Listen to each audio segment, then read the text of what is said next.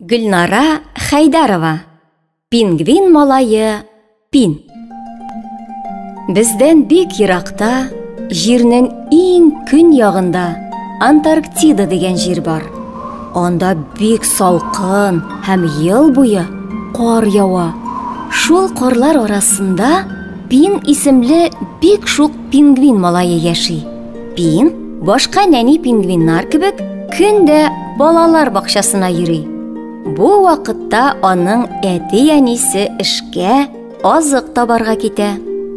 Бакчадагы тәрбияче апалары нәни пингвиннарны ашата, уйната, тагын ул аларга Антарктида турында кызык хикәяләр сөйли.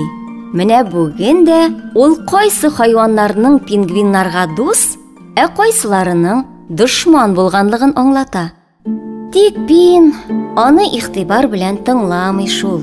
Әнә зәңгәр күккә карап, уйланып утыра. Шулай хыялланып утырганда, Пин күктә зур канатлы бик матур кошны күреп алды. Бу горур альбатрос киң канат иде. Ул киң канатларын җәеп, әле су эченә кереп китә, әле биеккә, зәңгәр күккә күтәрелә. Минем дә канатларым бар бит, дип нәни канатларын селкетеп карады Пин. Димәк, мин дә оча алам. Ул тау башына менде дә аска сикерде. Тик канатларын күпме генә селкесә дә очып китә алмады. Шапылдап кар көртенә килеп төште. Дип көлде аннан кемдер. Пин аптырап калды. Зур күзле бу сәер хайванны Пиннең бер кайчанда күргәне юк иде. Аның алгы тәпиләре канатка да охшаган, артында балыкныкы кебек зур койрыгы бар иде. Син кем? Дип сорады Пин мыеклы кичкенә генә хайванга карап. Мин Түлән, икенче төрле мине су әте дип тә атыйлар. Исемем Түтү. Син таудан шундый шәп итеп мәтәлеп төштең, дип көлеп җибәрде Түтү. Минем очасым килгән иде, диде Пин. Нишләптер килеп чыкмады. Синең кайчан пингвиннарның очканын күргәнең бар, диде Түтү. Пингвиннар бик шәп йөзә. Әйдә, киттек. Пин белән Түтү суда рәхәтләнеп йөзделәр. Менә улар судагы боз кисәге өстенә менеп утырдылар. Әз генә ял итеп, кире иләренә кайтырга уйладылар. Тик шул вакыт көчле җил чыкты. Ул Пин белән Түтү утырган боз кисәген диңгезнең иң уртасына алып кирип китте. Ой, дип елап җибәрде Пин.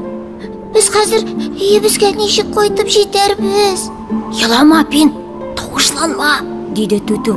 Күрәсеңме, монда ачлы теш йөзеп йөри. Чыннан да Пин белән Түтү янында очлы тешле куркыныч касатка әйләнә иде. Нәниләр бозның нәкъ уртасына бастылар. Пин нишләргә белмичә зәңгәр күккә карады һәм киң канатны күреп алды. Альбатрос та нәниләрне күрде булса кирәк. Каты итеп, "Коткарыгыз!" дип кычкырды. Тавыштан куркып, очлы теш су эченә кереп югалды. Киң канат боз өстенә килеп кунды. "Сез монда нәрсә эшләп йөрисез?" диде ул. "Нәниләрнең үзләренә генә өйләреннән ерак китәргә ярамый." Шул вакыт су эченнән ниндидер тау кебек зур нәрсә чыкты. Ул башыннан фонтан чыгара, нәни сәяхәтчеләр янына якынлашты. "Мин куркам", диде Пин. "Ул безне хәзер кабып йота." "Курыкма", диде киң канат. "Бу бит Олыбай, ул кит. Китлар кышларны да, хайваннарны да ашамый." Олыбай Пин белән Түтүне өстенә утыртты да яр буена илтеп куйды. Анда нәниләрне әти-әниләре көтә иде. Алар балаларын каян эзләргә белмичә, йылый уңга-сулга йөгереп йөриләр иде. Пин әнисен күреп алды да аның янына йөгерде. "Әни, мин бүтән бер кайчан да үзем генә йөрмәм", дип пышылдады үксеп беткән пингвин баласы. Пин хәзер инде тәрбияче апасын бик игътибар белән тыңлый. Башка пингвиннардан аерылып йөрми. Чөнки ул әнисенә Сүз бирде.